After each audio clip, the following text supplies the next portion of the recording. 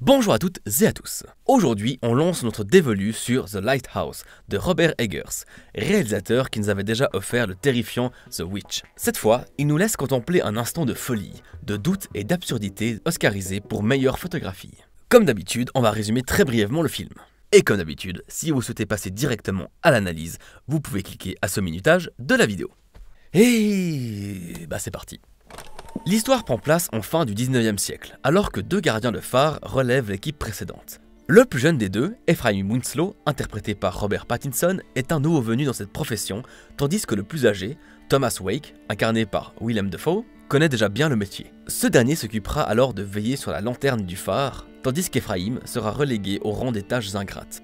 Leur relation se détériore petit à petit et le jour de la relève approche. Relève qui ne viendra finalement jamais. Ils sont donc coincés sur cette île au milieu des eaux tumultueuses et doivent cohabiter tant bien que mal. Thomas Wake garde toujours aussi jalousement la salle de la lanterne et le secret qu'elle renferme. Les personnages et le spectateur perdent peu à peu pied sur le réel. Le temps semble devenir une mesure toujours plus relative, alors que la folie gagne l'environnement. Le jeune Ephraim avouera être en cavale après avoir été accusé du décès de son ancien patron bûcheron. Il ajoutera également que son vrai nom est Thomas. Au final, il blessera gravement son aîné et en profitera pour grimper au sommet du phare afin d'y comprendre le secret qui s'y trouve.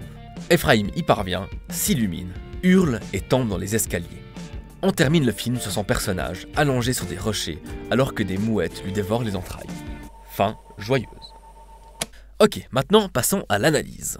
Vous l'aurez remarqué, le film est en noir et blanc et au format 1:19:1. Je ne vais pas vous faire un cours sur les ratios, d'autres le feront bien mieux que moi, mais gardez simplement en tête que c'est un ratio bien éloigné des standards actuels. Aujourd'hui, on préfère nettement un ratio paysage plutôt qu'un carré presque parfait. Et du coup, une des premières questions qu'on a le droit de se poser, c'est pourquoi avoir choisi ce ratio-là. L'élément prédominant de ce film, c'est, en toute logique, le phare. Il est toujours là, il domine le cadre de son omniprésence. L'espace, l'ambiance sont constamment surveillés par son œil de lumière. Quand on ne le voit pas, il rappelle sa présence par le son de la corne de brume. Ainsi, le cadre et le phare enferment les deux personnages dans un isolement de tous les instants. Quant au choix du noir et blanc, il permet de retirer la nuance des couleurs. Les recoins deviennent flous, ténébreux. La seule lumière, source de réponse, est celle du phare. Ok, c'est bien beau tout ça, mais au final, de quoi est-ce qu'il parle le film? Selon moi, la thématique qui en ressort le plus est la suivante. La vérité et le mensonge. Quelle est la vérité derrière ce film? Qu'est-ce qui est vrai? Qu'est-ce qui est faux?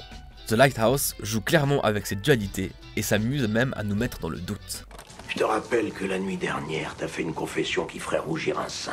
J'ai rien à confesser, mais par contre, toi, t'as craché le morceau et tu vois le résultat. Ça t'a rendu malade. J'ai bien vu que t'étais fou quand tu as détruit le canot de sauvetage tout à l'heure. Et qu'ensuite tu m'as poursuivi avec une hache. T'as voulu tuer ce vieux Tom. Tu me fais pas confiance, Tommy. Et pour aller encore plus loin dans cette notion d'opposition et de complémentarité, les deux personnages partagent le même nom. Du moins, si l'on en croit les dires d'Ephraim. Nous avons donc deux Thomas. Deux personnages, deux entités que tout oppose, mais que tout rassemble. Ils sont pourtant continuellement en demi-teinte.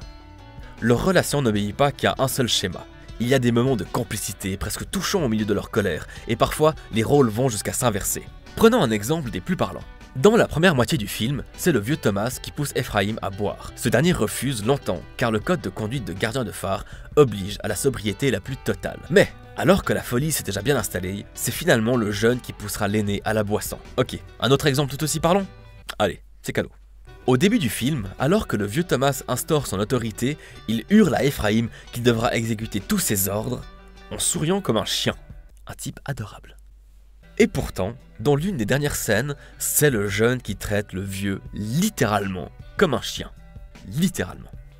Les deux personnages, tout comme leurs interprètes, sont très différents. Robert Eggers, le réalisateur, a exprimé son choix pour ce duo en expliquant qu'il voulait deux comédiens d'univers opposés. Robert Pattinson, reconnu malheureusement bien trop souvent pour être le minet de Twilight, et Willem Dafoe étant le diable incarné. Non mais sérieux, vous avez vu ce regard? Le réalisateur les place tous les deux en opposition et en complémentarité, ne sachant qui est bon, qui est mauvais. Qui dit la vérité ou qui ment? Qui est dans le réel? Qui est dans la folie? Les deux? Un seul? Personne? D'ailleurs, quelle est la vérité? Ou plutôt, qu'est-ce que la vérité?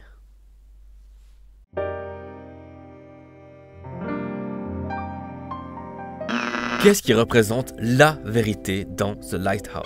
Et si c'était la lumière du phare? Le phare est le seul faiseur de lumière au milieu de cette grisaille. Il est placé ici presque comme un totem divin. Il est symbole de découverte, de connaissance, de trésor, de tout ce que l'on peut imaginer tant qu'on ne l'a pas atteint. Et pour l'atteindre, il faut grimper. Cette quête d'élévation est également au centre du film. Seul le vieux Thomas a accès à la lanterne du phare et garde secrètement et jalousement ce qui s'y trouve, quoi qu'il s'y trouve. Cette volonté absurde de ne pas vouloir partager et cette intense jalousie qui va naître chez Ephraim est une représentation de ce désir de possession, de pouvoir. Ce sentiment sera d'ailleurs au centre de la rivalité entre les deux hommes, l'un souhaitant garder ce qu'il a, l'autre désirant ce qu'il n'a pas.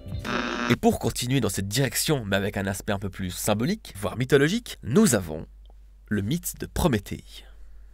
Du côté de la mythologie grecque, Prométhée est un transmetteur de feu. Dans ces histoires, cet élément est à double tranchant, un outil, aussi bon qu'imprévisible, un mauvais ami selon l'utilisation qu'on veut en faire. Quelqu'un doit garder le feu et l'entretenir avant de le transmettre plus loin, comme ce phare au milieu de la tempête dont la première utilité est de guider les autres. Finalement, Prométhée dérobera ce feu, soulevant alors la colère des dieux. Zeus le foudroyera et l'ensevelira sous des rochers avant d'envoyer son aigle lui dévorer le foie. L'imagerie de la fin du film pointe clairement dans cette direction. Prométhée et Ephraim. Ils souhaitent ardemment ce feu au sommet du phare. Une fois en sa possession, une entité, divine ou non, le punit, le rejette sur terre et envoie un oiseau le dévorer.